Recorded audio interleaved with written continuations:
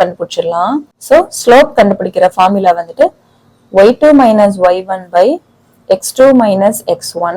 So 5 minus 3 by 8 minus of minus 2, 8 plus 2.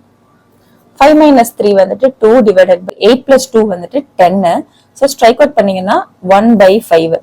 So இதை நம்ம வந்துட்டு m1 அப்படின்னு வச்சுக்கலாமா? அப்படின்னா m1 ஓட வேல்யூ நம்மளுக்கு 1 by 5 அப்படின்ட்டு கிடைக்குது. இப்போ m1 into m2 minus 2. So இன்னொரு லைனுக்கு ஸ்லோப் என்னது? இந்த லைன் தான் அது. So y is equal to ax plus 2. இது வந்துட்டு எப்படி இருக்கு பாக்குறதுக்கு? y is equal to mx plus c மாதிரியே இருக்கா? So இது ரெண்டையும் நம்ம வந்து இப்ப கம்பேர் பண்ணலாம். Comparing with y is equal to mx plus c நம்மளுக்கு என்ன கிடைக்குது? m ஓட வேல்யூ வந்துட்டு a அப்படின்ட்டு கிடைக்குது. ஓகேவா? இப்ப இந்த m தான் நம்ம வந்துட்டு m2 ன்னு வச்சுக்க போறோம். m2.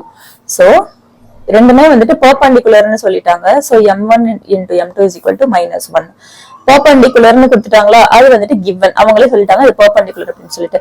So m1 into m2 equal to -1. m1 ல 1 by 5 இருக்கு. m2 ல நம்மளுக்கு என்ன இருக்கு? a அப்படின்னு இருக்கு. இங்க -1. சோ இந்த 5 இங்க கிராஸ் மல்டிப்ளை பண்ணிட்டீங்கன்னா a ஓட வேல்யூ -5 கிடைச்சிச்சு. ஓகேவா? சோ ரெண்டு பெர்பெண்டிகுலர்னு கொடுத்துட்டதுனால நம்ம இதுக்கு ஸ்லோப் கண்டுபிடிச்சிட்டு அதையும் m1 into m2 equal to இந்த ஈக்குவேஷனை கம்பேர் பண்ணி இந்த ஒரு m கிடைச்சிருச்சு. ரெண்டையும் நம்ம வந்துட்டு இந்த ஃபார்முலா யூஸ் பண்ணி நம்ம a கண்டுபிடிச்சிட்டோம். இப்போ நெக்ஸ்ட் சம் பார்க்கலாம்.